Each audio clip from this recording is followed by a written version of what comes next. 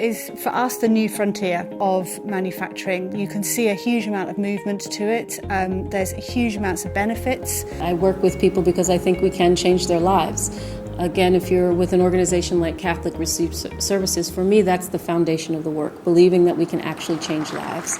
There are a lot of actors who are interested, whether it was the producers organization, whether it was a potential buyer, whether it was a national government, whether it was the Burkina Faso government. That's the energy and the feelings I felt in the room. I met with the president. He's very interested in the cotton industry here in Burkina Faso, and he really supports the traditional textiles. And when it comes to Africa, Africa's had so much aid being sent. And now what can we do to encourage Africans to do it for themselves? So this piece of land here is where we're going to install the first organic cotton gin in West Africa. The difference is going to be astronomical because the organic cotton is going to be ginned first, and we won't have to wait for conventional cotton to be ginned. We won't have to wait for the cleaning of the gin or anything, and farmers will be able to be paid in a timely way. The holy grail of development is how do you sustain the gains that are being made?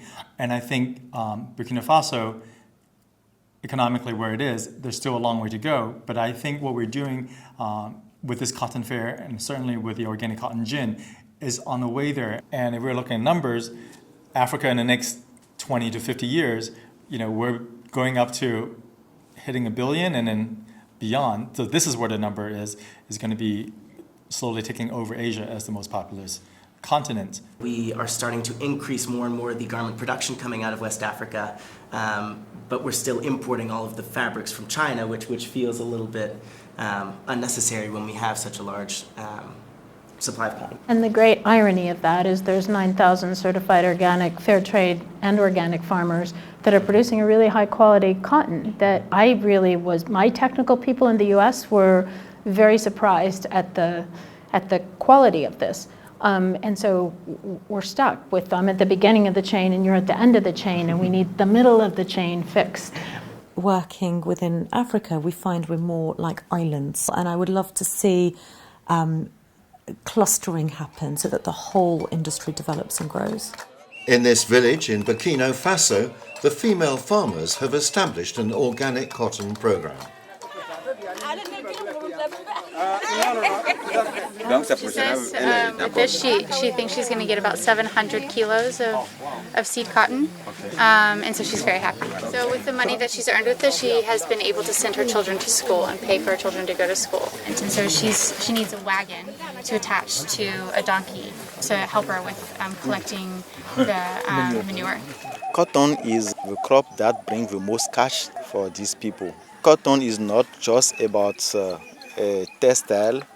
Cotton is also about a crop that brings technology to farmers. So organic farming is helping also for family management and the behavior change inside the family. C'est le marché qui va tirer les techniques. It is the market that will drive technologies. If the market is there, with interesting opportunities, and if it is consistent, with secure contracts over a relatively long period, as well as diversified, this will allow us to sustain continuous improvements in techniques and production. They are adopting the methods of organic agriculture and improving their yields, and also what we focus now is, as a foundation, we look at the whole farm. So it means the animals, it means also food crops, it means food security, it means the whole biodiversity of a farm. So the whole ecosystem and the biodiversity in the area is improving. I think we still have work to do to make sure that everyone along the chain understands how we are interrelated and interlocked. My expectation for the conference was that we would be able to support UNPCB, which is the cooperation of producers here. There has been a lot of networking. Over 26 countries have been represented.